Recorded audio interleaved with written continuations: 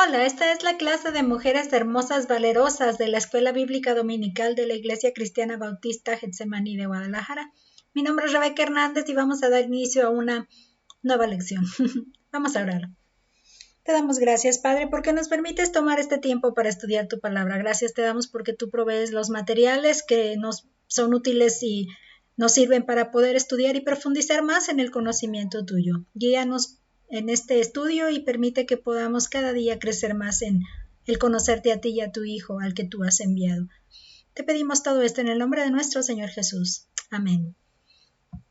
Muy bien, estamos trabajando, como antes ya lo hemos mencionado, en la Biblia libro por libro y estamos avanzando ya aún en el libro de Mateo, pero estamos avanzando a la unidad 4 que se llama un reino único.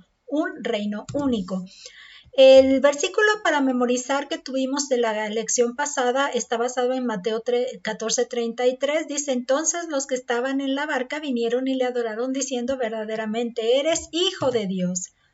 El estudio de hoy es el estudio número 40, el reino y la religión tradicional. Para este estudio, estamos usando el contexto del capítulo 15 y hasta el capítulo 16, versículos del 1 al 12. Y el texto básico se comprende en esas dos porciones. Para el versículo clave de más bien tenemos dos versículos clave que están basados en Mateo 15, versículo 18 y 19, pero lo que sale de la boca, del corazón sale. Y esto contamina al hombre, porque del corazón salen los malos pensamientos, los homicidios, los adulterios, las fornicaciones, los hurtos, los falsos testimonios, las blasfemias. Este sería nuestro textos clave o para memorizar. La verdad central de este estudio dice Dios se interesa más por las personas y sus cualidades internas que por las organizaciones y observancia de sus reglas. Y esto lo consideré desde este punto de organizaciones porque me daba duda qué estará queriendo decir nuestro material con relación a instituciones, que eso es lo que mencionaba, las instituciones. Entonces, para quitarme la duda, intenté quitarme la duda buscando cómo lo traduce, qué significado le da nuestra diccionario de la lengua española. Y dice una institución es un organismo establecido o fundado para desempeñar una función de interés público. Entonces, nuestros organismos, sea cuales fueran los que nos conjuntan como creyentes, pues no son lo principal para nuestro Dios, sino nosotros y nuestros efectos internos o nuestras reacciones y conocimientos internos, ¿no? Eso es lo que más le interesa a nuestro Dios. Dice, para las metas de enseñanza-aprendizaje de este estudio vamos a obtener el conocimiento, dice, demuestra tu conocimiento del interés que Dios tiene, aquí me faltó la palabra, tiene en las personas y sus cualidades internas. Y tu actitud frente a la disposición de Jesús de satisfacer sus necesidades espirituales. Entonces, aquí es donde ya podemos empezar a integrar que no solamente las señales, de hecho ya lo veníamos trabajando desde la lección pasada, pero aquí ya podríamos darle un poco más enfocado hacia esa descripción, que aun cuando los milagros que el Señor Jesucristo viene realizando, que son evidencias y señales de que el reino ya está en la tierra, a la vez está dándole satisfacción, es decir, ha logrado darle atención a las necesidades de tipo físico también, pero también las necesidades espirituales de las personas. Y hay un caso especial que nos va a dar un poquito de luz con relación a por qué actuó de esa manera, ¿no? Y qué motivación tuvo para actuar de cierta manera el Señor en esta ocasión, el Señor Jesús. Para el estudio panorámico aproveché que el material del maestro tenía un bosquejo ya bien definido, entonces quise incluirlo también en esta ocasión. Dice lo que contamina al hombre, ese es el punto 1, la 2, esto es de los versículos del 1 al 20 del capítulo 15. En el 2, la fe de una mujer extranjera, y esto lo incluye del capítulo 15, versículos del 21 al 28. En el punto 3 es Jesús sana y alimenta a las multitudes, esto es en el mismo capítulo 15, pero del 29 al 39, que ahí es donde ya completa el capítulo, termina. Y ya el punto 4 dice la levadura de los fariseos y saduceos, y aquí ya involucra el capítulo 16 del 1 al 12.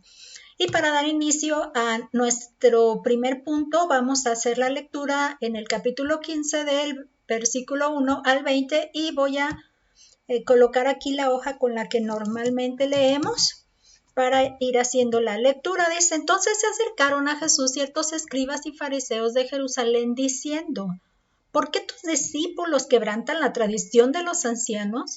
Porque no se lavan las manos cuando comen pan. Respondiendo él les dijo, ¿por qué también vosotros quebrantáis el mandamiento de Dios por vuestra tradición? Porque Dios mandó diciendo, honra a tu padre y a tu madre, y el que maldiga al padre o a la madre muera irremisiblemente. Pero vosotros decís, cualquiera que diga a su padre o a su madre, es mi ofrenda a Dios todo aquello con que pudiera ayudarte, y ya no ha de honrar a su padre o a su madre. Así habéis invalidado el mandamiento de Dios por vuestra tradición.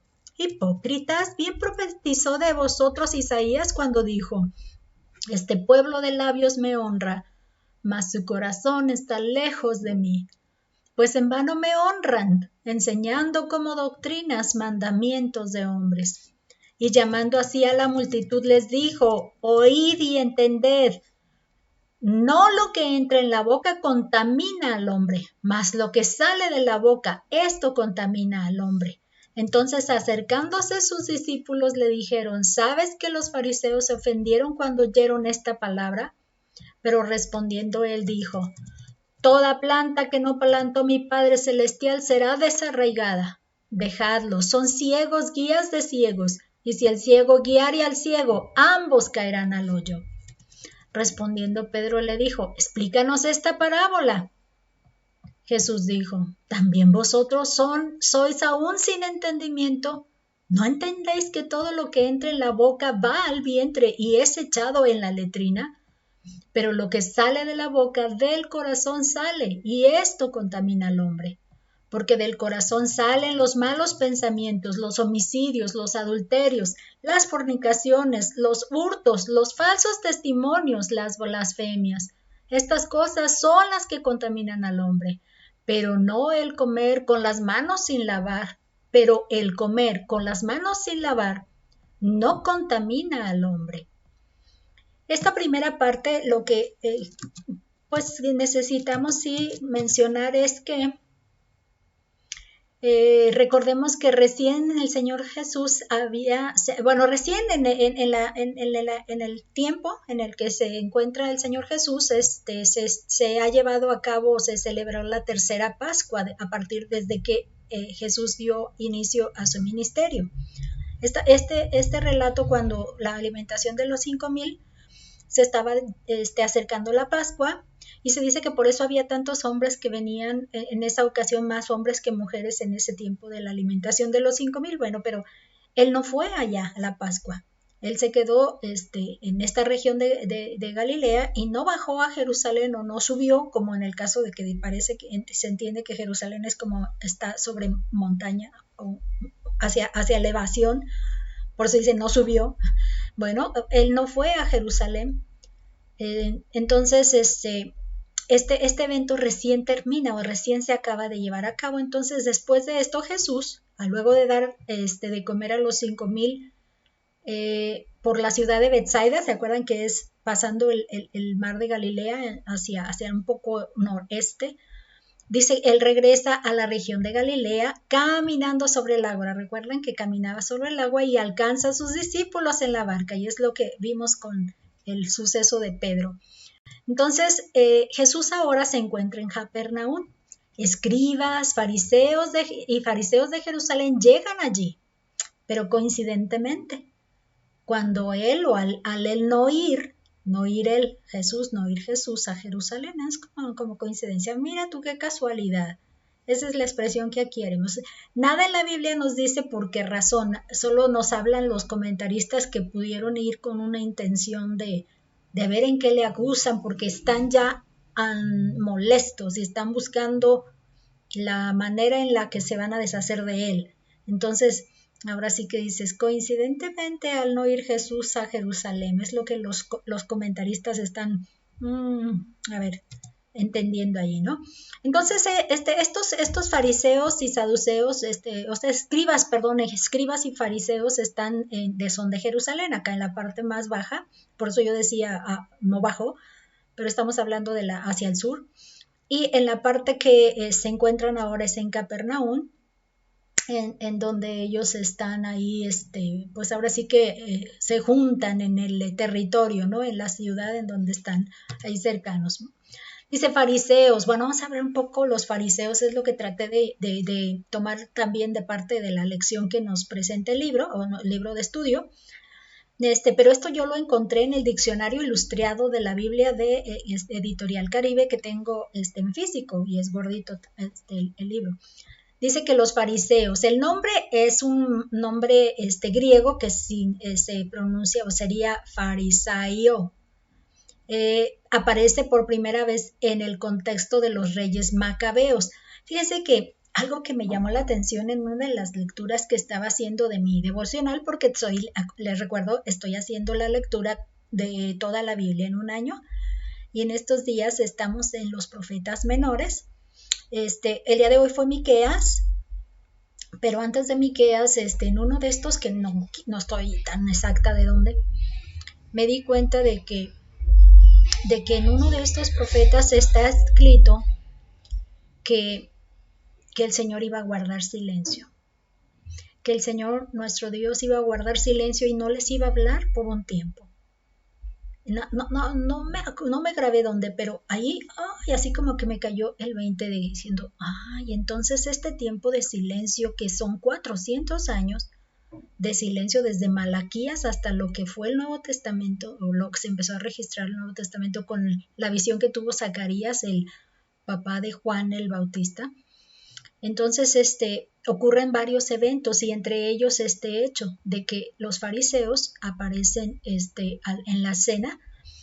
Dice que en el año 150 antes de Cristo, o sea, dentro de los 400 años de silencio. Dice el equivalente en hebreo sería perusim, que normalmente este es el que quieren ellos usar. Generalmente se entiende en el sentido de separados, o sea, en griego esa misma fariseo o perusim significa separados. Ellos así es como se preferían llamar. Dice, la inmensa mayoría de los escribas eran fariseos y los términos son casi sinónimos. Por eso es porque puse esta leyenda, porque si hablamos de escribas y fariseos vemos que tienen las mismas convicciones y las mismas actitudes y los mismos sentimientos o manera de describir su papel, ¿no? Entonces ellos se sienten separados y por eso no quieren contaminarse, no quieren involucrarse, ellos son un grupo selecto, ¿no? Y así es como ellos se consideran. Bueno, ellos están ahí. Dice, los escribas y fariseos se acercan a Jesús para reclamarle, pues sus discípulos no se han lavado las manos para comer.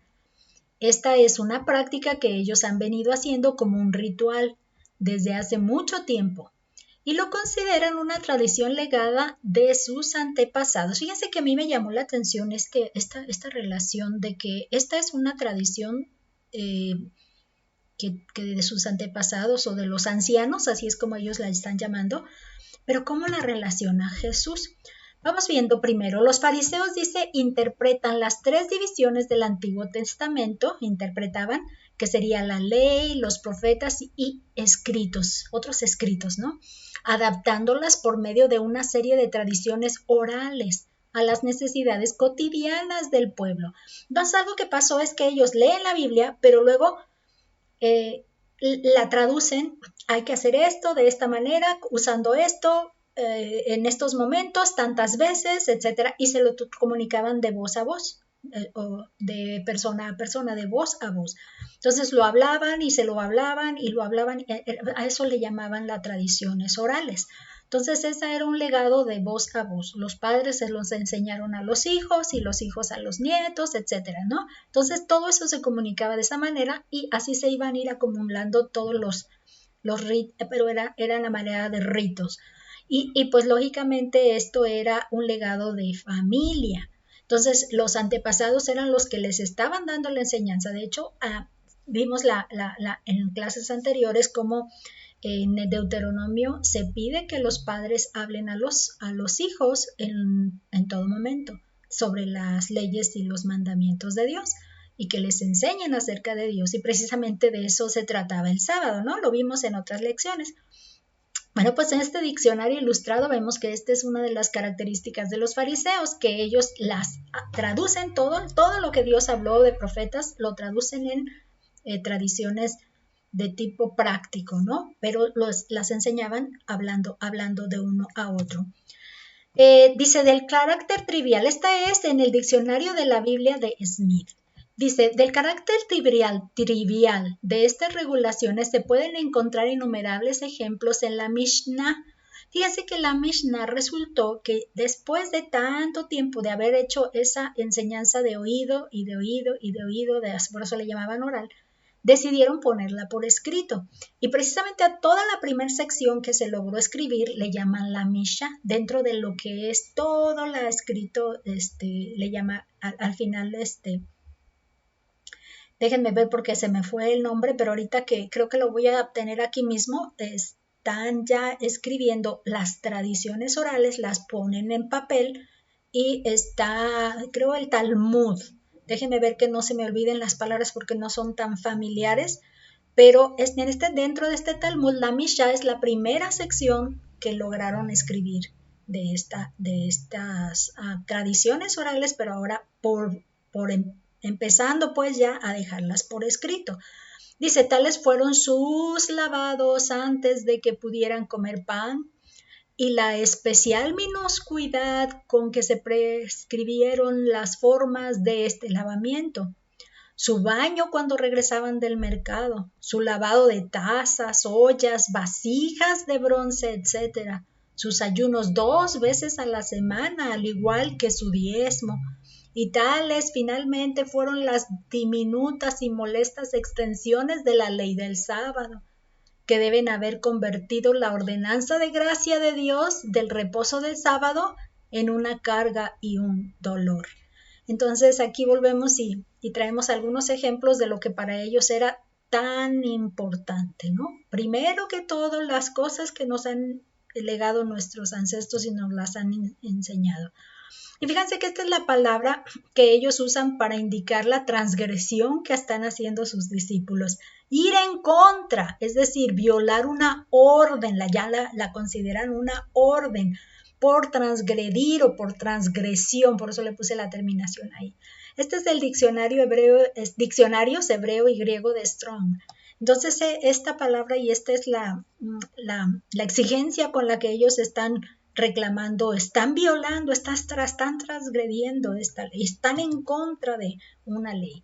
Dice, es interesante cómo Jesús relaciona el quebrantamiento de esta ley con la deshonra a los padres, pues les refiere que no proveerles para sus necesidades y sostén es una transgresión contra la ley de Dios y tiene más peso.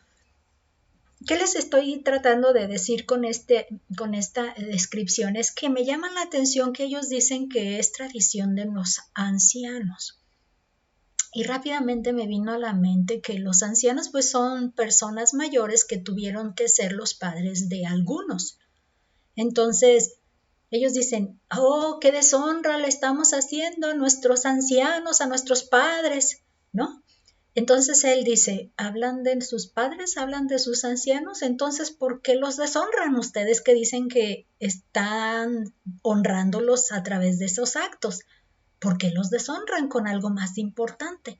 Y es donde les está él exigiendo este hecho de que cuando dicen, esto que te puedo ayudar, no, ya no te puedo dar esta ofrenda porque ya se la dediqué al Señor. Entonces dejan al pobre padre o madre sin un alimento que les pudo ayudar a su sostenimiento. Y ya, con eso ya les quitaron ese cuidado que Dios pide de honrarlos. Entonces fíjense que también otra cosa que nos llama la atención es que la honra también tiene algo en relación con el sostenerles y el proveerles a nuestros padres, por más descuidados que hubieran sido, por más desatinados que hubieran sido en sus acciones con nosotros. El Señor nos pide a nosotros honrarles y por el ejemplo que está mencionando, sostenerlos y darles a su sustento es una necesidad que se nos pide para no deshonrarlos. Y entonces aquí hay una enseñanza muy útil para los que nos es muy difícil proveer para ellos. Es que ellos ya tienen su pensión, pues sí, pero el Señor dijo, mientras no tengan su sostenimiento ellos mismos, o sea, no especificó ninguna excepción, lo mínimo que pudiera darse a ellos, ya está uno honrando de acuerdo a lo que Dios esperó que nosotros respondiéramos con relación a nuestros padres. Entonces yo, gracias a Dios, es una de las cosas que sí ha nacido en mi corazón desde hace tiempo y así como que de pronto cuando leo este tipo de pasajes hago así, miren, gracias a Dios ya lo tenía contemplado, ya lo he estado ejerciendo desde tiempo atrás y de pronto sí surge esto porque luego llega un impacto fuerte en nuestra mente y en nuestro corazón donde dice, híjole, esto no lo había tomado en cuenta. Pero es un buen momento para que nos caiga el 20 y nos diga, ¿sabes qué, Señor? Lo voy a empezar a hacer. Voy a empezar a proveer para mis padres. Mínimo que sea, porcentaje chiquito si sea, pero yo voy a tratar de que no les falte y eso va a ser mi muestra de honra que le doy por como tú me lo has propuesto. Este sería algo que podemos responder. Entonces dice, es una transgresión contra la ley de Dios que tiene más peso que cosas físicamente hablando, ¿no? Eso es lo que viene diciendo. Aquí viene el texto, un texto bien importante. ¿Se acuerdan que también lo había mencionado en la otra clase? Dice en Deuteronomio 5:16, honra a tu padre y a tu madre como Jehová tu Dios te ha mandado para que sean prolongados tus días, para que te vaya bien sobre la tierra que Jehová tu Dios te da. Aquí hablábamos de que por qué vemos que para Dios es importante premiarnos con larga vida, prolongar nuestros días en la tierra.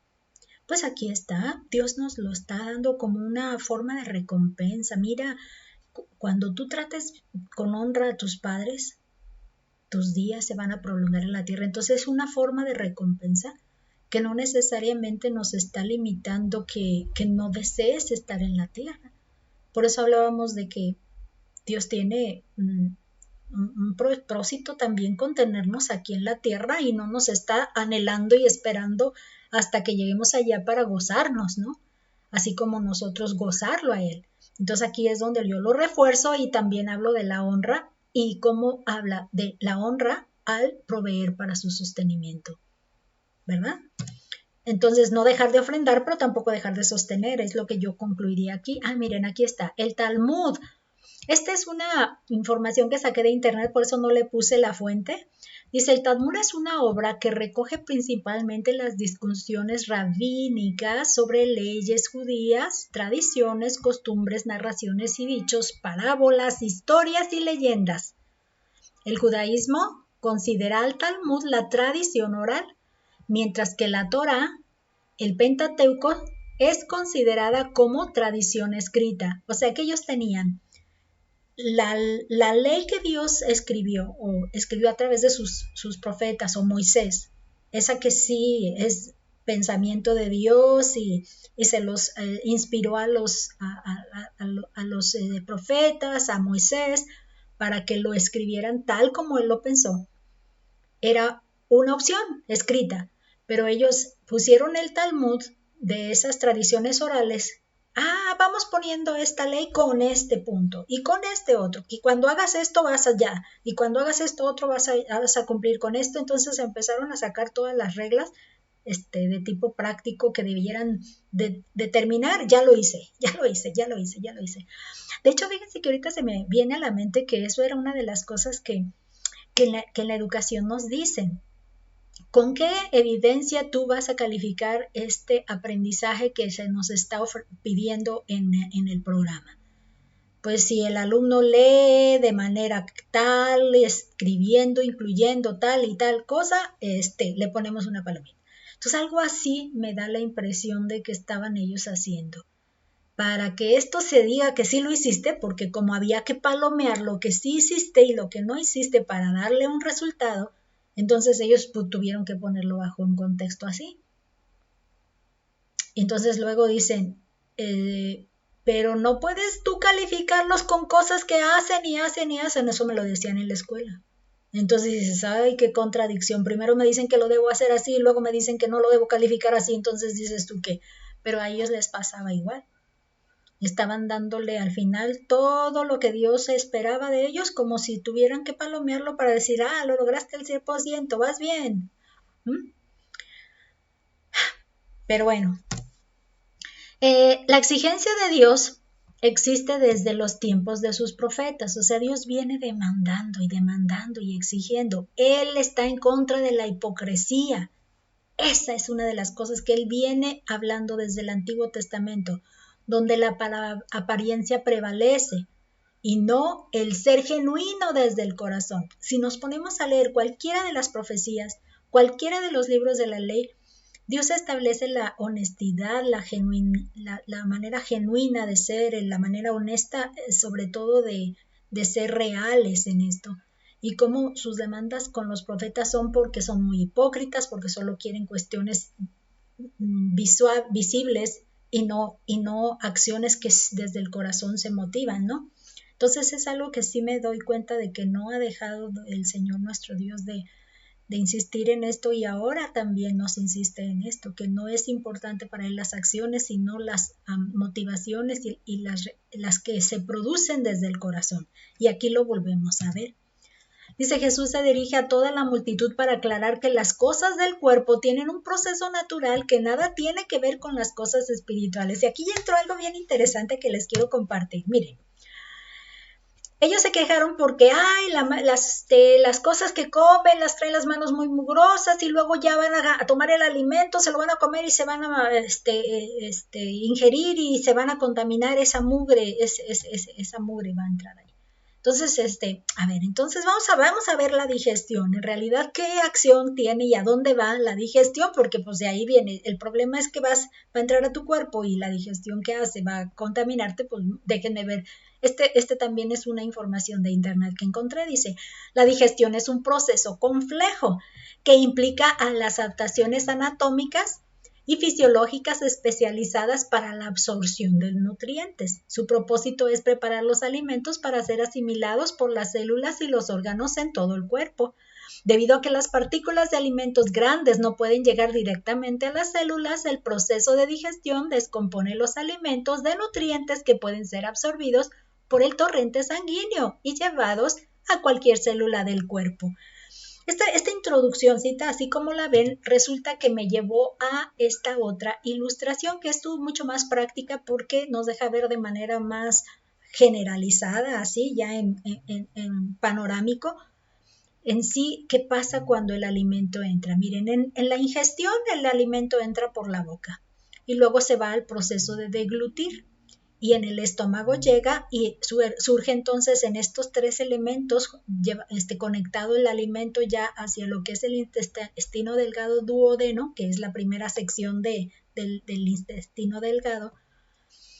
Todo esto le llaman el proceso de digestión. Es cuando empiezan a hacer eso, de empezar a desbaratar y a transformar ese alimento en los nutrientes suficientemente pequeños para que se puedan absorber por el torrente sanguíneo, pero no terminan en ello, entra luego lo que es la absorción, precisamente en los intestinos. ¿Quién iba a pensar, verdad? Fíjense que cuando yo estoy orando por mis defensas, o ¿cómo le llamamos a esa parte de por mi sistema de defensas, ¿no? Ahorita ya se me fue la palabra, pero, por ejemplo, yo me doy cuenta de que mi cuerpo no está absorbiendo los nutrientes que corresponden, entonces no está logrando el sistema inmunológico. Precisamente desde aquí es de donde surge, porque todo lo que ocurre aquí con la absorción y esto es donde empieza él a absorber lo que necesita para poder defenderse a sí mismo. Entonces, cuando el cuerpo no tiene un sistema inmunológico adecuado, tiene que ver con un problema desde la absorción, porque no absorbe los nutrientes. Entonces, al no absorberlos, entiendo yo por un razonamiento lógico que entonces llegan a lo que es la egestión.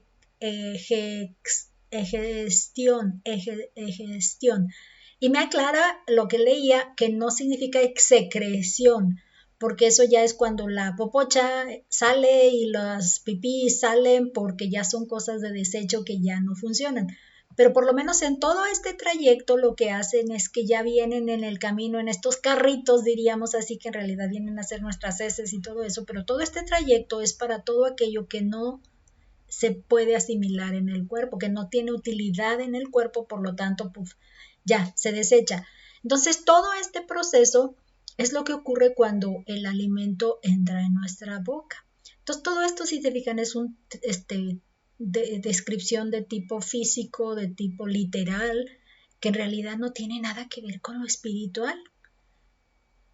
Si llegaras a contaminar algo o si te lo comes sin lavar y todo eso tiene esta función y de hecho si no está podrido yo creo que a pesar de eso sale, aunque quizá con algunos bichos por ahí y lombricillas por ahí, que por eso nos desparasitamos de vez en cuando, ¿no? Entonces así como que dices, Entonces Jesús lo que hace es que contrasta esa transgresión que los fariseos reclaman con la contaminación que Dios reclama, ya que esta contaminación emana del corazón. Entonces vamos a ver que si este proceso de tipo físico, ellos lo están tan preocupados por esto, el Señor Jesús les hace un contraste, espérame. Es que eso no es lo que en realidad te contamina, que lo que contamina realmente es lo que emana del corazón. Entonces, ¿qué va a salir del corazón? Entonces, fíjense que si nosotros estamos pensando en el corazón, primeramente vamos viendo que ellos dicen, es que te contamina, ¿no? Entonces, ¿qué sería la intención que ellos decían contamina? Pues es hacer o considerar profano ceremonialmente. Otra vez, es una ceremonia, es un rito para ellos. Es que en este rito te contamina. Lo llaman común, que es otra de las cosas que hablan de profanar, contaminar o se hace inmundo. El hecho de no lavarte las manos ya te hace inmundo, te hace a ti inmundo. Entonces dices tú, lo más que me hace es lombrices, ¿no? Pero inmundo, o sea, y esas lombrices se pueden atender con algún tratamiento, ¿no? Y dices tú, igual y salen del cuerpo, ¿no? En determinado momento, cuando te desparasitas y eso. Entonces dices tú, como que no va en buena conexión, ¿no? Pero en cambio el Señor Jesús sí enfatiza el aspecto de contaminación desde el texto que veíamos en aquella lección en Lucas 6:45, dice, el hombre bueno del buen tesoro de su corazón saca lo bueno, y el hombre malo del mal tesoro de su corazón saca lo malo, porque de la abundancia del corazón habla la boca. Entonces esta parte es la que resaltábamos con relación a que si mi corazón tiene cosas buenas o hay cosas buenas en él, entonces yo actúo y hablo lo que es bueno. Y precisamente esta es la parte que el Señor enfatiza con relación a esa contaminación que ellos están indicando. Entonces dice, contradiciéndoles, claro, el corazón guarda todos los chips, así lo quise llamar, esos chips que cuando tú conectas algo, ellos hacen activar, ¿no? Ahora con todo esto de la tecnología tipo robótica, entonces ese chip hace que se activen cosas, ¿no? Entonces dice, todos esos chips que accionan el cuerpo, estos, en cuanto salen del corazón, fíjense bien, si son chips que salen del corazón de un corazón, sea del tipo que sea, esos chips accionan el cuerpo. Entonces esa es la idea que estoy dando en esta narrativa.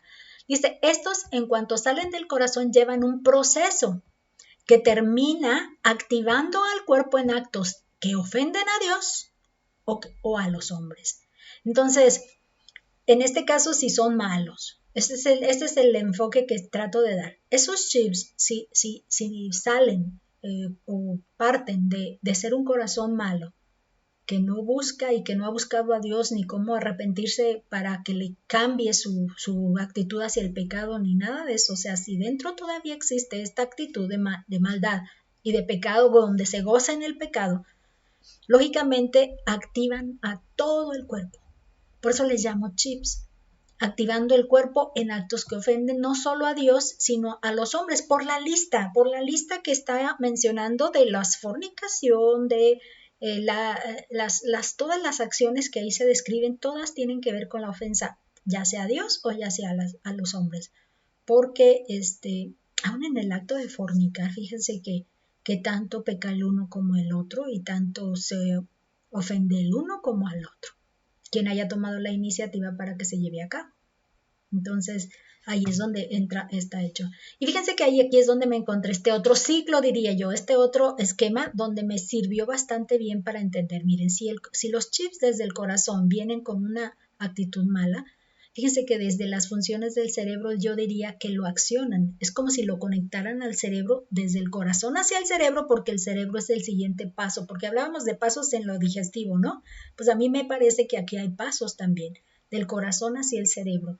Y del cerebro entran todos los canales. Miren, por ejemplo, aquí la área motora dice el control de los músculos voluntarios, el área sensorial, sensaciones de la piel, esta es la temperatura, la presión, el dolor, este es el lóbulo frontal, dice movimiento, resolución de problemas, concentración de pensamientos, comportamiento, personalidad, humor. Entonces, todas las actitudes con las que tú reaccionas aquí desde el cerebro entonces se hacen, pero con el chip que viene del corazón.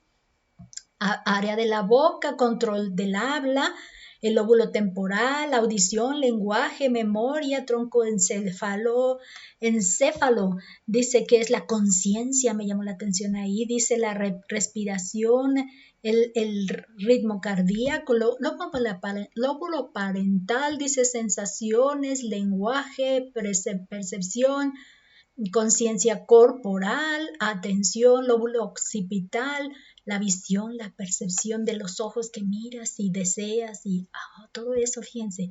El área de Wernicke o Bernis, yo creo, dice comprensión del lenguaje, cerebelo, postura, balance, coordinación de movimiento. Cuando tú vas haciendo todo esto, lo está conectando ese chip o esa acción que viene desde el corazón hacia el cerebro, y el cerebro ya se encarga de mandarlo a todos. Entonces te actúa, y ¿qué es lo que produce? Pues al final el pecado. Eso es lo que produce. Dice, ante la actitud de ofendidos, estos otros personajes que se ofendieron, dice que muestran los fariseos, al ser debatidos en sus prácticas religiosas, Jesús declara la evidente ceguera espiritual que ellos tienen, por la cual serán excluidos del reino, ellos y los que lo siguen. Entonces, a veces es muy importante que nosotros tengamos esta posición. Si nos queremos basar en las cuestiones físicas y de apariencia, pues va a ser nuestro calificativo y nuestro destino, que no vamos a poder participar dentro del reino porque somos ciegos y vamos detrás de ciegos y creemos que ellos tienen la razón y que están bien en el lado correcto de la interpretación, y al final resulta que están ciegos y que el Señor está buscando más las acciones que vienen de lo profundo del corazón como buenas acciones, ¿no? Entonces, no de la apariencia, ni de un esfuerzo físico que quieres lograr para poderlo ser agradable a Dios. El esfuerzo físico te termina desgastando, pero el corazón jamás se va a desgastar, porque de ahí ya está transformado, porque de ahí ya está purificado por el lavamiento de la sangre de Cristo, que nos limpia de todo pecado. Entonces es muy diferente actuar desde el corazón ya regenerado que buscar la apariencia de una lucha y un esfuerzo personal. Ok, vámonos entonces a la siguiente, que es la fe de una mujer extranjera, que esto es desde el versículo 21 al versículo 28. Ok, entonces dice así. Saliendo Jesús de allí, fue a la región de Tiro y de Sidón. De ahí, he aquí una mujer cananea que había salido de aquella región clamaba diciéndole, Señor, hijo de David, ten misericordia de mí. Mi hija es gravemente atormentada por un demonio. Pero Jesús no le respondió palabra. Entonces, acercándose a sus discípulos, le rogaron, diciendo, despídela, pues da voces tras nosotros. Y él respondiendo dijo, no soy enviado sino a las ovejas perdidas de la casa de Israel. Entonces ella vino y se postró ante él, diciendo, Señor, socórreme. Respondiendo él dijo, no está bien tomar el pan de los hijos y echarlo a los perrillos. Y ella dijo, sí, Señor. Pero aún los perrillos comen de las migajas que caen de la mesa de sus amos. Entonces respondiendo Jesús dijo, oh mujer, grande es tu fe, hágase contigo como quieres. Y su hija fue sanada desde aquella hora. Ok, 28, ¿verdad? Sí, desde ahí. Fíjese que me conmueve ese relato porque vuelvo otra vez a a personalizarme con la cuestión de enfermedades. No es claro, fíjense aquí, podemos darnos cuenta, no es claro el motivo de su retirada a esta región de Tiro y Sidón. Lo que sí es que es inmediato haber altercado con los fariseos y precisamente los comentaristas dicen que es que tuvo que sacarles la vuelta porque no es el tiempo. Si se queda más cerca de ellos, pues ahora sí que tratan de asesinarlo antes de que sea el tiempo, no lo sé. Es lo que dicen los comentaristas, pero aun cuando no está, otros comentaristas dicen, no, es que él iba a este momento de encontrarse con esta mujer. ¿A dónde pues fue? Vamos viendo el mapa. Fíjense que aunque se ve muy, muy pequeñito, está aquí en Capernaum, aquí está la ciudad donde está. Y este mapita, ¿se acuerdan que es de los que nos va describiendo las narrativas de los evangelios? Pues sí nos está describiendo este traslado que hizo, miren, que recorrió toda esta región, pero sí se ve que es retirado. O sea, no es aquí, ay, nomás se fue aquí a la ciudad siguiente para que no. Esta es la región y aquí precisamente en este mapa nos habla de la mujer sirofenicia, que así es como la describieron. Y si aquí está Tiro, Sidón está un poquito más hacia el norte, pero esta regioncita así de color más naranja, más fuerte, es la que nos está describiendo donde él se encontró y es donde él tiene este encuentro con esta mujer. Entonces, algo que sí me hizo reconocer que si tuviera un poco que ver con eso que decía un comentarista de que estaba tratando de sacarles la vuelta a los fariseos porque pues ya están enfurecidos, vienen ahora a verlo acá y acá también se le enfurecen, están en Jerusalén, se le enfurecen, vienen acá a verlo y se le enfurecen, pues al rato van a terminar más rápido con él antes de lo que él necesite del tiempo que está haciendo su ministerio. Entonces, acordándome también de cuando David era perseguido por Saúl, tuvo que irse al territorio extranjero para que ya no lo buscara. Y sí, de Saúl lo dejó de buscar mientras él estaba afuera. Entonces ahí es donde vemos la fama de Jesús ya había llegado a esta región, hasta esta región. Una mujer pagana, porque así es como las describen a cualquiera que no sea judía, que viviera en otra región, es una mujer pagana para ellos, porque ellos son los cristianos, los creyentes, los sanos, los devotos.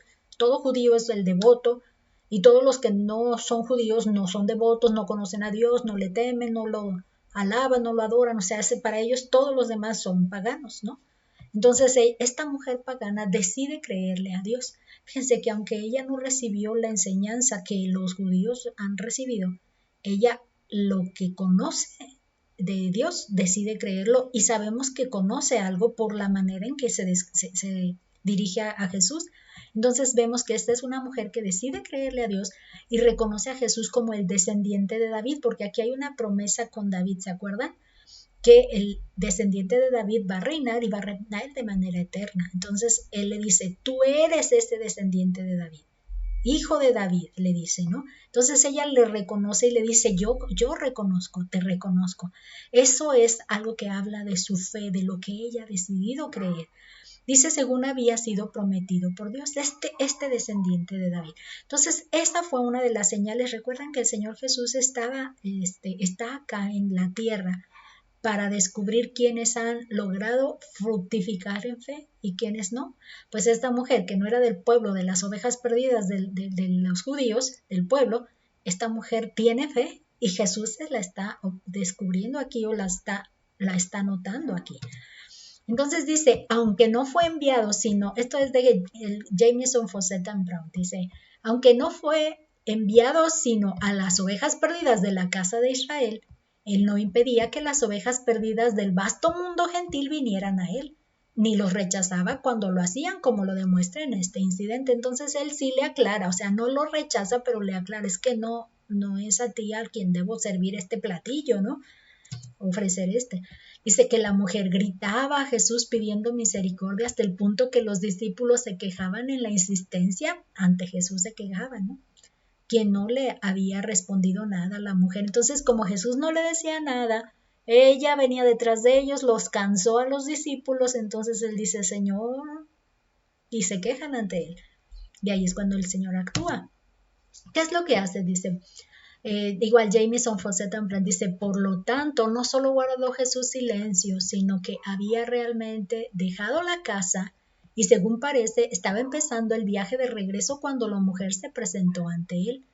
Pero otro motivo tuvo para guardar silencio, fue el de estimular su fe, su paciencia y su perseverancia. Entonces, el Señor Jesús, como decíamos, no viene a decir, miren, yo soy, convéncete, o sea, no viene a convencer que le creas a Él. La palabra ya fue hablada y la gente que ha querido creer adquiere fe y produce fe.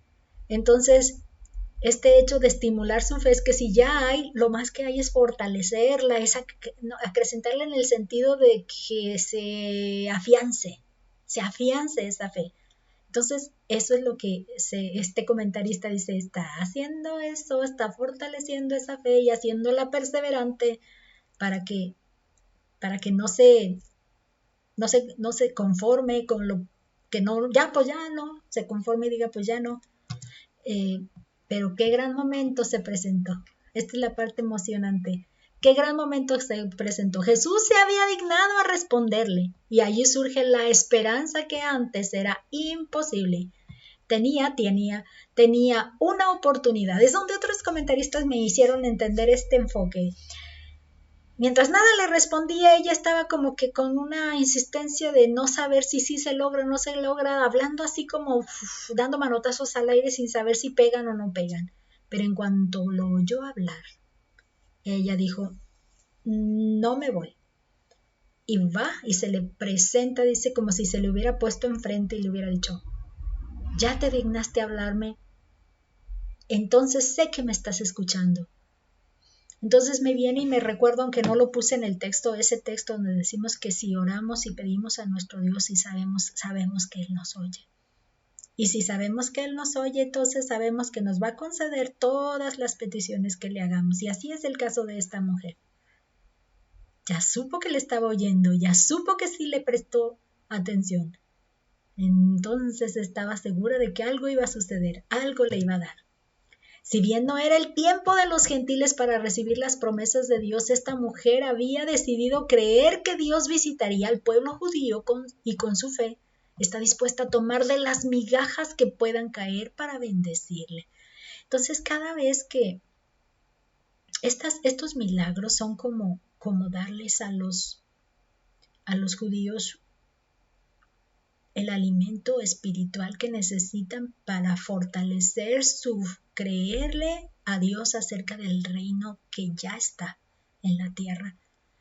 Y estas migajas que ella ahora pide es que ella desea tener bendición de parte del Señor Jesús, aun cuando todavía no era su turno. Porque ella necesitaba darle salud a su hija. Y no se quería esperar hasta que llegara su turno. Y se fue a buscar de misericordia anterior, sabiendo que era lo que tendría que recibir, pero no quiso esperarse. Entonces eso también indica una fe bastante bien fundamentada, ¿no? Y ahí es donde nosotros nos es importante mantenernos también en alguna de estas características que veras nos abracemos del Señor y no le soltemos para decir, Señor, dame lo que tú ahora ya prometiste y no me voy a esperar. Ok. Avanzando aquí, entonces vemos que Jesús sana y alimenta a las multitudes. Este es en el versículo 29 al 39. Vamos adelante y esto dice así. Jesús pasó de allí y vino junto al mar de Galilea y subiendo al monte se sentó allí. Y se le acercó mucha gente que traía consigo a cojos, ciegos, mudos, mancos y otros muchos enfermos y los pusieron a los pies de Jesús y los sanó. De manera que la multitud se maravillaba viendo a los mudos hablar, a los mancos sanados, a los cojos andar, a los ciegos ver, y glorificaban al Dios de Israel. Y Jesús, llamando a sus discípulos, dijo: Tengo compasión de la gente, porque ya hace 3 días que están conmigo y no tienen que comer, y enviarlos en ayunas no quiero, no sea que se desmayen en el camino. Entonces Jesús les dijo: ¿De dónde tenemos nosotros tantos panes en el desierto? Entonces sus discípulos le dijeron: ¿De dónde tenemos nosotros tantos panes en el desierto para saciar a una multitud tan grande? Jesús les dijo: ¿Cuántos panes tenéis? Y ellos dijeron: 7, y unos pocos pececillos. Y mandó a la multitud que se recostase en tierra. Y tomando los 7 panes y los peces, dio gracias, los partió y dio a sus discípulos y los discípulos a la multitud. Y comieron todos y se saciaron y recogieron lo que sobró de los pedazos 7 canastas llenas. Y eran los que habían comido 4,000 hombres, sin contar a las mujeres y los niños. Entonces, despedida la gente, entró en la barca y vino a la región de Magdala. Este es el relato donde nos hace ver nuevamente la alimentación que Dios, el Señor Jesús, provee. Y también las mismas características, es algo que vamos a volver a resaltar. Dice: Jesús se dirige hacia el mar de Galilea, pasando por Sidón y la región de Decápolis. ¿Se acuerdan dónde se quedó en la región de Decápolis? Bueno, nada más voy a volver a poner el mapa, pero también quiero mencionar por qué bueno, según lo dice Marcos, déjenme ver porque, y volviendo a salir, Marcos 7:31 dice: volviendo a salir de la región de Tiro, vino por Sidón. Es algo que dice, ¿te acuerdan que les había dicho que señalando que Sidón era más hacia el norte? Bueno, pues se fue haciendo la curva hacia el norte y luego ya entonces se vino para la región, pasando por la región de Decápolis. O sea que no volvió hacia Capernaum, hizo una curva para llegar a la región de Decápolis, y precisamente este es el mapita que les tenía allá.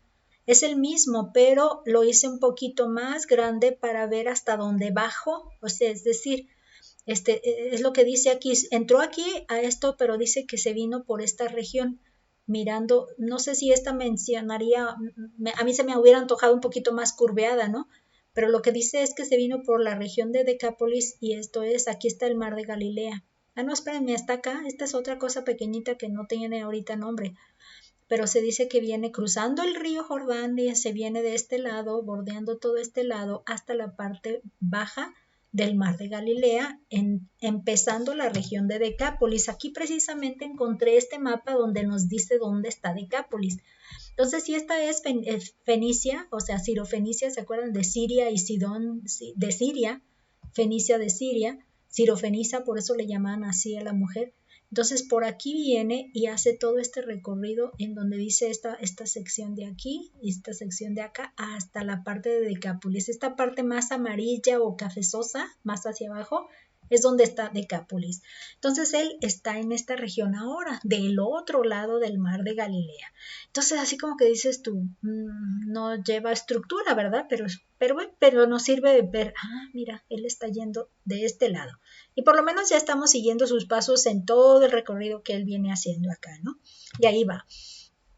Miren, me encontré esta imagen de algunos pues antigüedades, construcción de antigüedades en Decápolis, y miren, esta es una de ellas que se tiene hoy en día, y por el tamaño de las personas aquí pequeñitas, y si se pueden ver acá más pequeñitas todavía, y estas otras más pequeñitas, ¿se imaginan la inmensidad que tiene toda esta construcción en este espacio de Decápolis? Dice que al llegar se sienta en un monte junto al mar de Galilea, o sea, le dio toda la vuelta, pero se quedó pegado al mar, pero por la parte baja, ¿no? Del mar.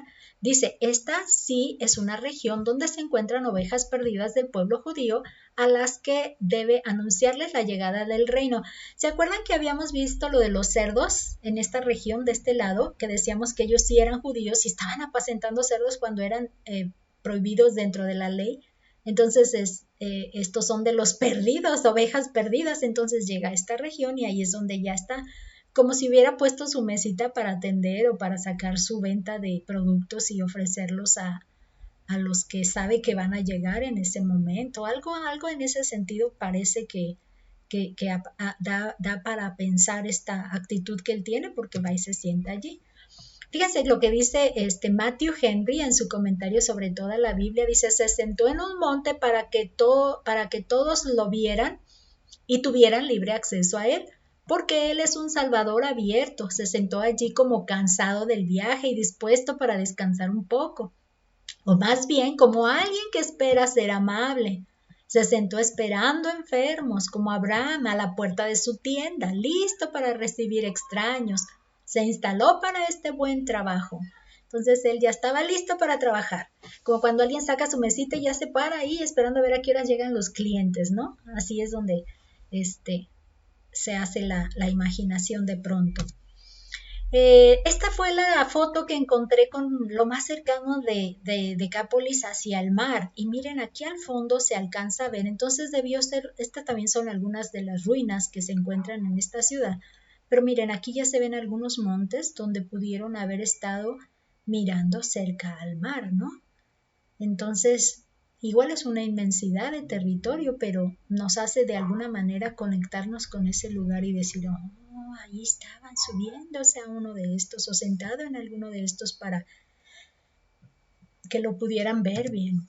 Dice, las señales del reino siguen mostrándose ante quienes tienen fe de que vendría a la tierra ese reino. Y es proclamado por su mensajero, que en este caso el enviado, el mensajero Jesús. Por esto muchos fueron sanados y se maravillaron de verlo en esta región. Entonces la fe era la que les decíamos que era su canal de bendición para que los milagros se lograran, las señales se lograran. Entonces la gente se daba cuenta de si es cierto, ya llegó y mira esto, es maravilloso, ya está aquí, no dudaban. Entonces su creer se fortalecía y se afianzaba, ¿no? Para mantenerse en la esperanza que tanto traían. Dice, 3 días pasaron con Jesús viendo sus maravillas, por lo que Jesús no los deja ir sin atender su necesidad de alimento. 3 días, ¿se imaginan? Si de por sí cuando me pongo a sacar los estudios, me gusta mucho leer aquí, leer allá, que el diccionario, que el libro del maestro, del alumno, y cuando menos pienso se me van las horas. Imagínense, entonces de pronto el alimento es algo que se necesita. Dice, entonces esta vez solo pregunta por lo que tienen. Él no les dice, háganlo ya. A él no les vuelve a decir, ¿verdad? Sino más bien, ¿cuánto tenemos? ¿Qué tenemos? Porque sabe qué hará con ello. Y también aquí sobreabundó. Y fíjense que aquí viene la parte interesante. ¿Por qué hace diferencia? Menciona las cestas, pero los comentaristas mencionan las características de las palabras que usa con relación a juntaron en las cestas, en las canastas, lo que sobró. Y eso me llamó la atención y le quise prestar un poquito de atención a las palabras. Según esta es la palabra que se usa para estas cestas de otro alimentación de estos otros 4,000. Es puris. Dice que es como un tejido. Es una cesta o un recipiente para el almuerzo, o sea, una cesta. Este es el diccionario hebreo y griego de Strong. Los puris. Entonces, lo curioso de estos puris es que qué tan grande era o qué tan chico era. En ese sentido va. Porque en las otras eran otro tipo, otra palabra, pero nos indican que tenían características o tamaño diferente. Y algo que nos hace énfasis aquí es que esta palabra espuris es la misma palabra que usaron cuando Pablo está siendo cazado, diría yo, o asediado o vigilado para lastimarlo en una de las ciudades que él visitó como misionero.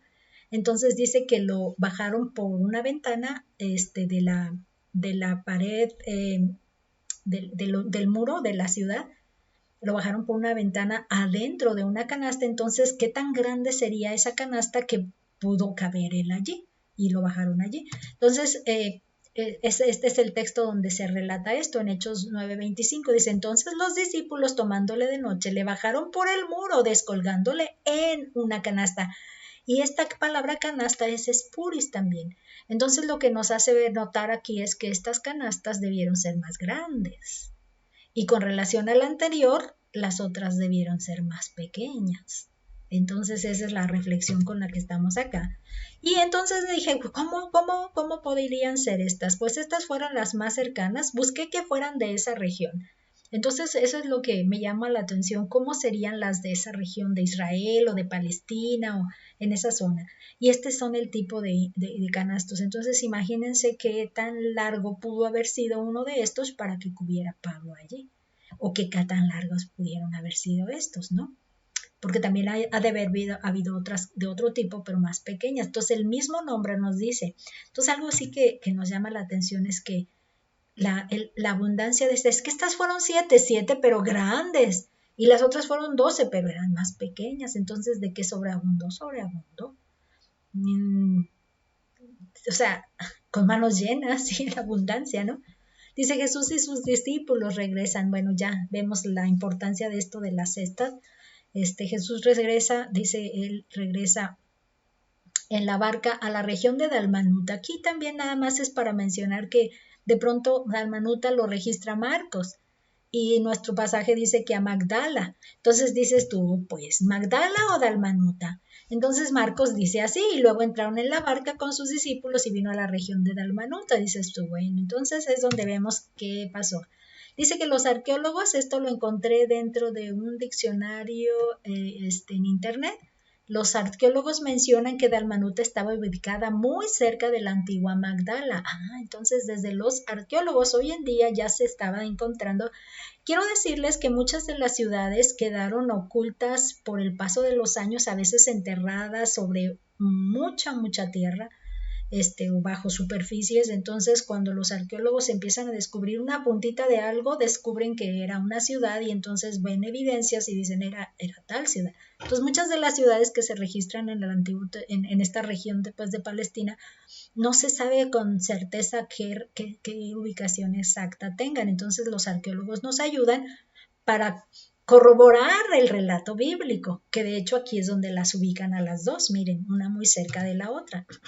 Y aquí es donde encontré este mapita en donde nos estaba Capernaum, pero aquí está, miren, Dalmanuta y abajito Magdala. Entonces esta tuvo que haber sido más o menos la ubicación de ellos. Entonces ellos estaban acá, ¿verdad?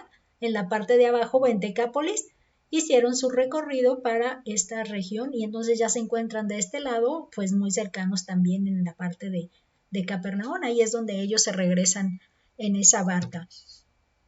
Fíjense que esta es Magdala. Esta Magdala fue una de las que les decía que la descubren, y había otra imagen donde aparecía ella como era lo que había quedado de ella cuando los arqueólogos la descubren, pero esta se ve muy bien y muy clarita y pensé que esta era mucho mejor. Entonces Magdala tiene muchas más características de algo más amplio, ¿verdad? Más grande. Esta sería Magdala. Y por acá nos mencionaba que por aquí debió haber llegado el Señor en la barca para llegar a Dalmanuta. Entonces a cierta distancia una de otra. Muy bien, vámonos entonces al último texto, que es el de, se llama la levadura de los fariseos y de los saduceos, en los versículos del capítulo 16 del 1 al 12. Vámonos de una vez a esa lección, y para esto voy a necesitar darle una revisada aquí para poder leerle, ¿ok? Y dice así: vinieron los fariseos y los saduceos para tentarle, vean el propósito, y le pidieron que les mostrara señal del cielo. Mas él respondiendo les dijo: cuando anochece decís buen tiempo, porque el cielo tiene arreboles, y por la mañana hoy habrá tempestad, porque tiene arreboles el cielo nublado. Hipócritas, que sabéis distinguir el aspecto del cielo, mas las señales de los tiempos no podéis. La generación mala y adúltera demanda señal, pero señal no le será dada, sino la señal del profeta Jonás. Y dejándolo se fue. Llegando los discípulos al otro lado, se habían olvidado de traer pan. O sea que hay otro recorrido aquí, no se les olvide. Y llegando al otro lado hay otra vez se fueron por el mar. Y Jesús les dijo, mirad, guardaos de la levadura de los fariseos y de los saduceos. Ellos pensaban dentro de sí diciendo, esto dice porque no trajimos pan. Y entendiéndolo Jesús les dijo, ¿por qué pensáis dentro de vosotros, hombres de poca fe, que no tenéis pan? ¿No entendéis aún si os acordáis, ni os acordáis de los 5 panes entre los 5,000 hombres y cuántas cestas recogisteis? Ni de los 7 panes entre 4,000 y cuántas cestas recogisteis. ¿Cómo es que no entendéis que no fue por el pan que os dije que os guardaseis de la levadura de los fariseos y de los saduceos? Entonces entendieron que no les había dicho que se guardasen de la levadura del pan, sino de la doctrina de los fariseos y de los saduceos. Y hasta aquí va a terminar nuestro relato en esta ocasión, pero ¿qué es lo que nos está mostrando? Primero, los fariseos. Los fariseos, ellos están, en su libro de maestro nos daba esa indicación, no recuerdo que en el alumno lo mencione, pero bueno, ellos estaban como liderando y organizando todo lo que había en la sinagoga. Ellos encargaditos en la sinagoga. Y los saduceos, ellos organizaban y estaban encargaditos de todo lo del templo. Entonces, los saduceos y los fariseos comprendían los dos ámbitos religiosos del pueblo, ámbitos como espacios, ¿no? Religiosos del pueblo. Ese es lo primero que vamos a encontrar aquí. Y fíjense que ya habíamos hablado de los fariseos, cómo es que ellos querían llamarse, los separados y esto. Ahora vamos a ver un poquito de los saduceos. Encontré esto también en el diccionario ilustrado de la Biblia con Editorial Caribe. Dice, los saduceos, partido sacerdotal y aristocrático del judaísmo, cuyas doctrinas y prácticas eran opuestas a las de los fariseos. Luego más adelante dice, al principio los saduceos no eran un grupo religioso, pero con el tiempo, para defender sus intereses creados, apoyaron al sumo sacerdote. Hasta la mitad del siglo I, después de Cristo, controlaban el Sanedrín. Después, al serles quitado el poder secular, primero por los celotes y después por los romanos, desaparecieron del judaísmo. Entonces ellos se encargaron de todo lo que corresponde al Sanedrín y al templo y todo lo religioso dentro del templo. Entonces eran dos autoridades, por eso hablábamos de líderes. Entonces ya tenemos 3 tipos, ¿no? Escribas, fariseos, saduceos, ya tenemos 3 tipos. Y ellos a veces no es muy bueno puntualizar o no es fácil puntualizar. ¿Eran escribas? ¿Eran fariseos, eran escribas? O sea, entonces, líderes religiosos, pero ya ubicamos de qué características son algunos de ellos.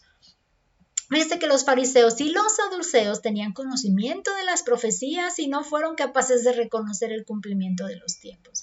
Fíjense que cuando yo leí algo del profeta Isaías donde decía que él fue desfigurado y sin parecer para que no... Él fue desfigurado, dice, y no había atractivo en su apariencia. Que él fue, pues sí, lastimado y por su sangre y por su muerte fuimos nosotros curados. Todo esto yo lo estaba leyendo. Espérame, es que desde Isaías estaba describiendo todo eso y un día sí me cayó el 20 de que ya se hablaba de todo esto. Y nosotros lo leemos ahora en los evangelios como un cumplimiento que si no nos enlazamos con lo ya profetizado, nos parece como que, buena ocurrencia que se dio. No, ya venía prometido, ya venía dicho antes. Entonces ellos que a eso se dedicaron, o sea, eran gente que esa era su vida, como yo en la profesión cuando me dicen, no te sabes lo de las corrientes de didácticas y todo eso, así como que dices tú, pues entonces ¿a qué te estás dedicando, no? Y que decir, de hecho así me pasa, ¿no? Para ser honesta, se me van a mí, no me apego a las cosas al punto, ¿no? Al pie de la letra de cómo se están llevando a cabo esto, de que yo no soy muy distraída en esto, pero ejerzo igual a buena conciencia mi labor o lo ejercí. Entonces aquí estos señores están, líderes están, ¿no? Pues negando todo lo que saben y no aceptando estas evidencias y señales que en realidad algunas de ellas sí se las dedicaron a ellos cuando le dice, ve y muéstrate a los sacerdotes y diles todas las cosas que te han ocurrido para que ellos, testimonio a ellos, para que ellos vean el testimonio de estas señales de que ya está aquí. Y no les funcionaron. Bueno, igual aquel tampoco dice que fue, ¿verdad? Pero bueno, dice, ellos pedían una señal que les diera completa satisfacción. Ellos tenían que decirle cómo, la queremos una señal en el cielo. Eso es lo que sí nos llama la atención, como que mencionaron el cielo como, como, como la manera en la que van a encontrar, dame una señal del cielo. O sea, eso me llama la atención y más me llama la atención por la manera en que Jesús les responde. Por eso es porque yo dije, qué coincidencia que ellos mencionan cielo y Jesús les responde con una referencia a las cuestiones visibles en el cielo. Entonces ahí es donde me llamó la atención. Dice, también aquí es interesante observar cómo Jesús refiere la señal del cielo que le piden con las señales que ellos sí son capaces de reconocer en el cielo, y lo hubiera puesto ahí. Entonces ahí es donde dice que los arreboles, ¿no? Si ustedes ven arreboles en el cielo en la noche, ustedes dicen, va a haber tormenta, ¿no? Pero si ustedes ven arreboles en la mañana, va a haber buen cielo, buen tiempo, o sea, creo que era por ahí, si no me equivoco. Si no, ustedes lo corrigen, al cabo no es muy relevante esto. Lo que sí nos damos cuenta es que estas son muy visibles, entonces ellos quieren algo visible también así. Quieren algo como ver para que el tipo Tomás, ¿no? Algo así, ¿no? Pero ellos ponen la manera, ellos ponen las reglas. O sea que no, como que no les es suficiente lo que Jesús viene mostrando con sanidad de cojos, mudos, que todo eso ya estaba dicho allá. Entonces ellos quieren poner las reglas. Por eso es que el Señor Jesús dice, no quieren creer, ellos simplemente están buscando su satisfacción personal. Jesús ha establecido una señal que no dará lugar a dudas, que Él es quien dice ser. Jesús dice ser el Hijo de Dios, Jesús dice ser el mensajero, Jesús dice ser el que Dios le mandó como profeta para predicar la llegada del reino. Entonces Él dice, no van a recibir una señal como la que ellos quieren, la única señal que se les va a dar es la de Jonás. ¿Y qué pasó? Jonás dice que pasó 3 días y 3 noches en el pez, y entonces ya salió y fue vomitado. Pues en el caso de Jesús va a pasar 3 días y 3 noches enterrado en la tierra, y al tiempo cumplido de aquí va a resucitar, y esa resurrección va a ser la evidencia de que Dios, porque hay otro pasaje donde dice que Dios le levantó de los muertos por el espíritu que le dio, por el poder que le dio por el espíritu. Dios le proveyó que se levantara y resucitara. Entonces esta es la evidencia en la que no van a poder refutarle, no van a poder negarle nada. Entonces era bien importante que el Señor Jesús resucitara, porque si no, no había manera de certificarles lo que les había propuesto. Es decir, se los puso así como retándolos. Me voy a levantar y se van a dar cuenta que soy quien dije ser. Voy a resucitar después de morir, pero van a ver ustedes que yo soy quien dije ser. Entonces ellos tendrían que esperar. Por eso cuando él murió, fueron con él la autoridad, dijeron, espérate, ellos dijeron que iba a resucitar, pero pues no queremos que esto vaya a ser un engaño. No, mejor ponles una guardia y ponles el sello para que no vengan aquellos y digan, se lo lleven y digan, ya resucitó, sin saber ellos que al final de cuentas Jesús era quien decía ser. Ok. Dice aquí miren, a través de la Biblia día a día de F.B. Meyer. Les estaba platicando antes que F.B. Meyer lo que hace en el comentario de a través de la Biblia es como un tipo devocional. Entonces dice, los signos de los tiempos de nuestros días son muy parecidos a los que eran entonces. Sin embargo, los hombres son más amantes de los placeres que de Dios. Aún así, aquellos que vivirán una vida piadosa deben estar preparados para sufrir persecución. Las formas de odio y aversión por el Evangelio cambian, pero el odio de la cruz es tan empedernido como siempre. La señal de Jonás fue su resurrección para tomar su grito contra Nínive. La resurrección de Jesús es el sello de respaldo del Padre. Eso es lo que Dios hizo por Jesús para darle evidencia del respaldo que él estaba, de que él era el enviado. Dice, Jesús advierte a sus discípulos sobre las enseñanzas de los fariseos y los saduceos, pero ellos lo entendieron de manera literal. Esto le impulsa a argumentar una cadena de eventos. No hicimos esto y sobraron estas cestas, no alimentamos y sobraron estas, y aún así no puedes darte cuenta que no es por el alimento que nos falta. Dice, le impulsa a argumentar una cadena de eventos pasados que no se limitaban a lo material. Esa es la parte importante. Y al final terminaron entendiéndolo. Ay, sí, no se dieron cuenta de que se trataba de la doctrina. Y para empezar, una doctrina que decíamos, por los fariseos muy religiosos de apariencia y por los saduceos que, como necesitaban respaldar sus movimientos políticos que tenían, pues quisieron meterse a la religión para que desde la iglesia les apoyaran. Aunque, pues como todo, yo diría medio aniñada, si quieren, lero, ¿no? Fueron exterminados o desaparecidos por los celotes y luego por los romanos, que en realidad los celotes también eran políticos, ¿no? Ellos querían un reino terrenal donde ellos fueran los principales independientes con su propio gobierno y todo esto, ¿no? Entonces luego los romanos, cuando les quitan su libertad y se apoderan y los hacen siervos, ¿no? Entonces estos saduceos, por conveniencia, quisieron asociarse con los religiosos, pero al final de cuentas, pues sí fueron eliminados porque otros los tomaron su lugar, pues los hicieron desaparecer.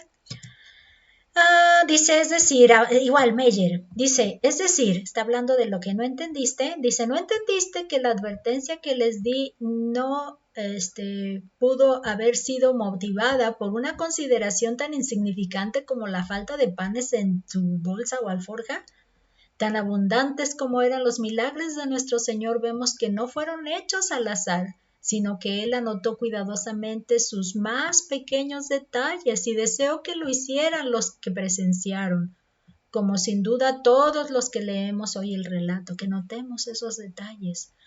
Aún las diferentes clases de canastas empleadas en los 2 milagros de multiplicación de los panes, tan cuidadosamente señaladas en los 2 relatos, aquí son mencionadas las más pequeñas, de las cuales hubo 12, y las otras mucho más grandes, de las cuales hubo 7. Eran 7, pero eran más grandes, que un hombre pudiera haber cabido ahí dentro de ese tamaño.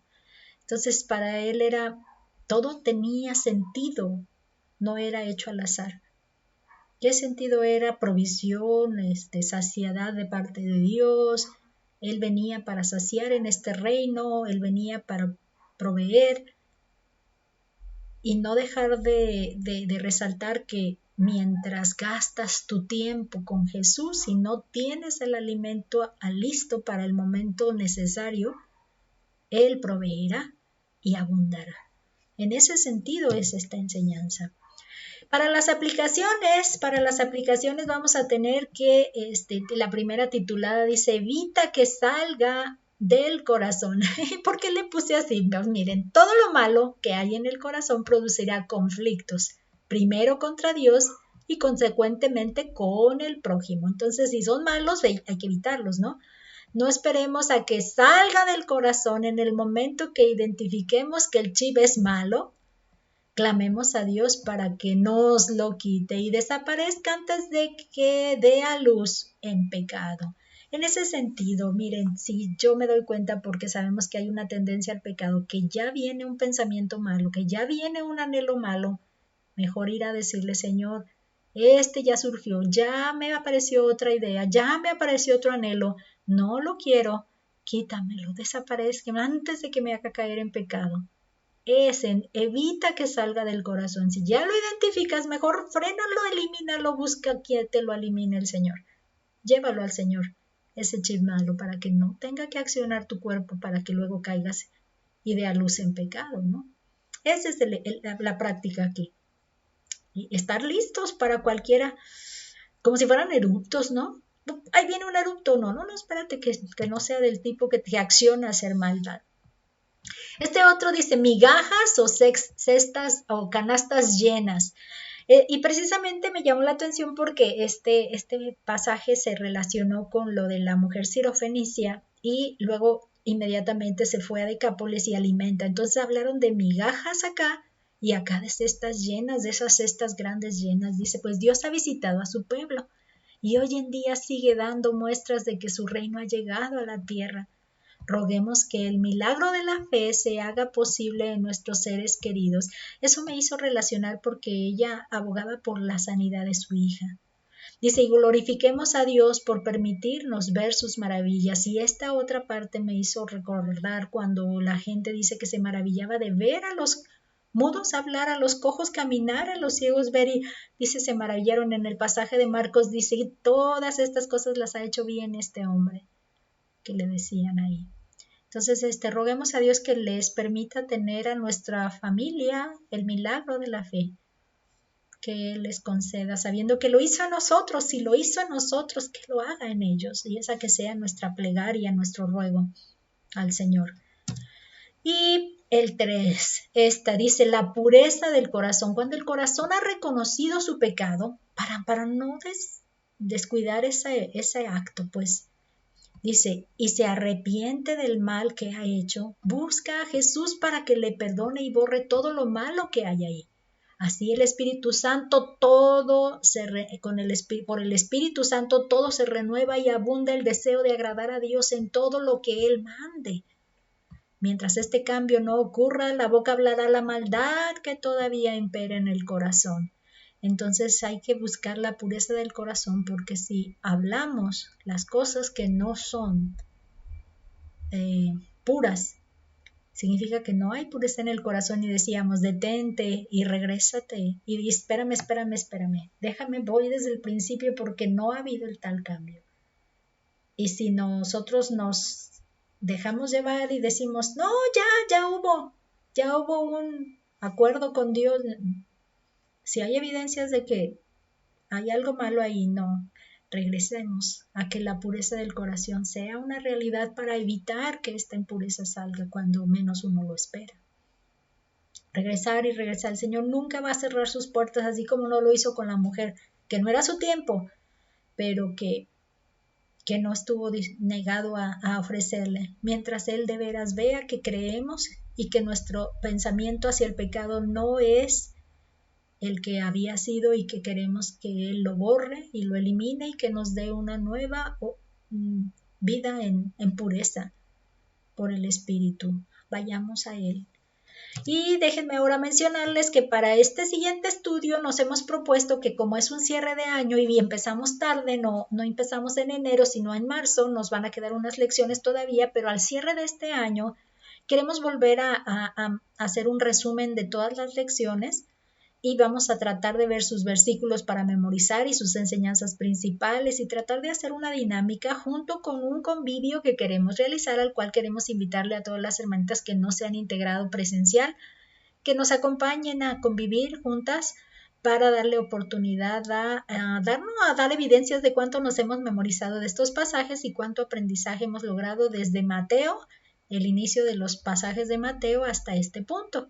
Y tratemos de hacer otro más adelante, ¿no? Ya cuando terminemos por fin todo lo que falta de Mateo, pero para aprovechar este tiempo de tener comunión, no solo con como maestra, alumnas, sino como hermanas en Cristo y unidas en la familia de nuestro Dios, gracias a que Cristo vino al mundo a entregar su vida para que nuestros pecados fueran pagados y poder restaurar nuestra relación con Dios. Y damos gracias a Dios por esa bendición que celebramos en estas fechas, de que Cristo Jesús vino al mundo y vino como un bebé para forjarse como hombre y como hombre poder tener la capacidad de morir como hombre puro ante Dios y ofrecer su vida como pago por el pecado y cumplir la determinación de Dios de que la paga del pecado es muerte y solo Él como hombre puro pudo haberlo